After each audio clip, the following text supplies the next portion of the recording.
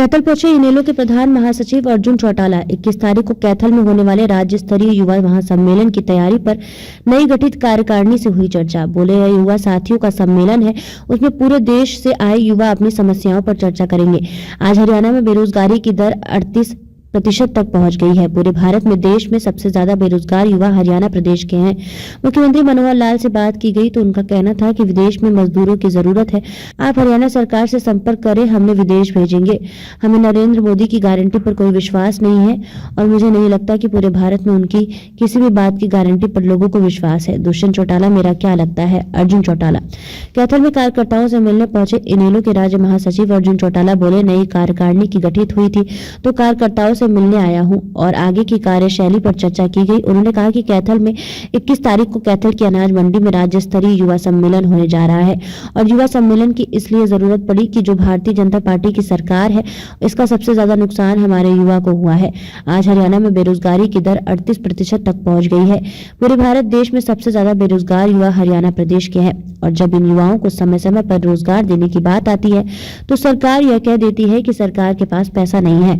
आज हरियाणा के लाखों युवा अपना घर बार बेचकर 20 से 50 लाख रुपए लगाकर विदेश भाग रहे हैं क्योंकि उनको यहाँ पर रोजगार नहीं मिल रहा है। जब इस बारे में मुख्यमंत्री मनोहर लाल से बात की गई तो उनका कहना था कि विदेश में मजदूरों की जरूरत है, आप हरियाणा सरकार से संपर्क करें, हमने विदेश भेजेंगे। क्या उच्च स्तरीय शिक्षा प्राप्त करने के बाद भी हमारे युवा विदेश में जाकर मजदूरी करेंगे? क्या हरियाणा सरकार के पास इतनी भी क्षमता नहीं है कि उन्हें रोजगार दे सके? 58 वर्ष के बाद व्यक्ति नौकरी से रिटायर हो जाता है और उनकी जो सीट खाली होती है उन पर नए लड़कों को भर्ती नहीं किया जा रहा है। इसलिए युवा सम्मेलन रखा गया है ताकि प्रदेश के युवाओं को न्याय दिलाने का काम किया जा सके।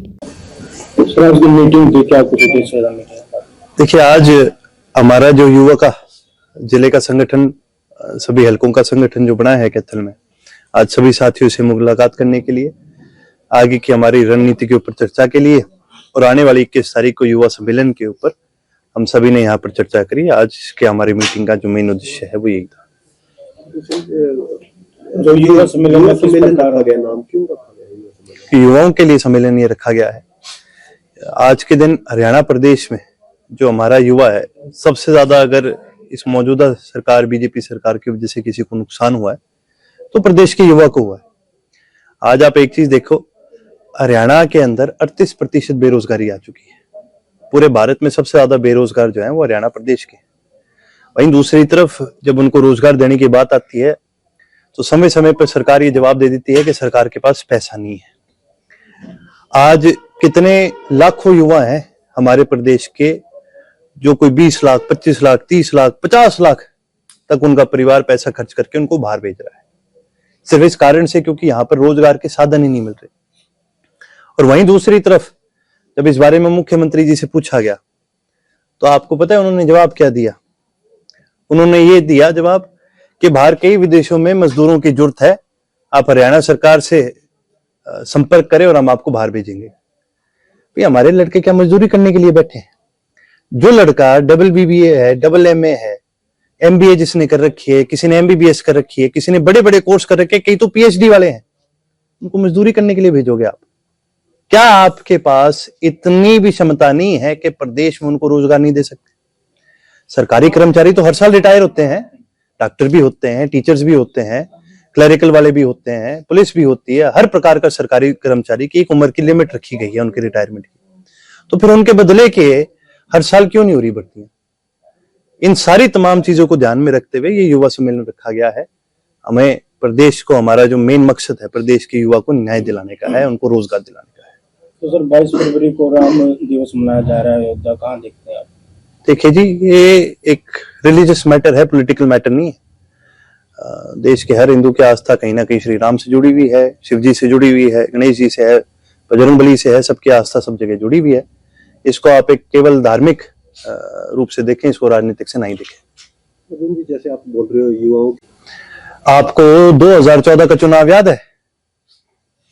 गारंटी दी थी ना 15 लाख की, मिल गए? चलो छोड़ो 15 लाख को। उसके बाद गैस के सिलेंडर पे गारंटी दी थी सब्सिडी देने की। आपको याद है मोदी जी ने क्या कहा था कि भाई आप अपनी सब्सिडी छोड़ दो, मैं गरीब को गैस के सिलेंडर मुफ्त में दूंगा। मिल गए? गारंटी दी थी गरीब आदमियों को प्लॉट दे करके उनके मकान बनवाने के 100 गज की। आओ गांव में चलो, आपको बस्तियों में दिखाता हूँ कितने लोग आज भी बिना घर के, बिना प्लॉट के रह रहे हैं। होगी गारंटी पूरी। मोदी जी की गारंटी पे हमें कोई विश्वास नहीं है, और ना ही मुझे लगता है पूरे भारत में किसी को उनकी किसी गारंटी पर कोई विश्वास है। फोटो खिंचवाई जा रही है, सिलेंडर दिए जा रहे हैं गांव गांव में, तो क्या ये फोटो 2 सिलेंडर के साथ मैं फोटो खिंचा लूं? चलो आप सिलेंडर को छोड़ो, आंकड़ों पर आते हैं। 2014 से लेके 2019 के बीच में प्रति साल 24,000 से लेके 28,000 करोड़ रुपए खर्च किए जाते थे गैस के सिलेंडरों पर सब्सिडी के माध्यम से, प्रति साल। मैं आपको ये बता रहा हूं। और 2019 से लेके 2022 तक 4 साल के अंदर कुल मिला के इस सरकार ने 260 करोड़ रुपए खर्चे गैस के सिलेंडर बांटने में। फर्क दिख रहा है आपको आंकड़े में? फोटो खिंचाने से फर्क नहीं पड़ता। जो असली आंकड़े हैं वो असली सच्चाई दर्शाते हैं। आप गांव में जाइए, आप लोकल लोगों से पूछिए, वहीं से आपको पता चल जाएगा भी दिए जा रहे हैं कि नहीं दिए जा रहे। तो आप कैसे संगठन को आप मजबूत करोगे, कैसे युवाओं को जो है संगठन से जोड़ पाओगे, क्या क्या जो आगे का रोल बनाएगा? हमारा संगठन घर जाने का काम कर रहा है। इसका परिणाम आप सभी ने मेरे ख्याल से 25 तारीख को देखा भी होगा। हरियाणा के इतिहास में सबसे बड़ी रैलियों में से एक रैली रही है। इससे पहले तो हमने केवल और केवल सुना था बड़े चोई साहब की और चौधरी ओम प्रकाश चौटाला जी की रैलियां इतनी बड़ी होती थी।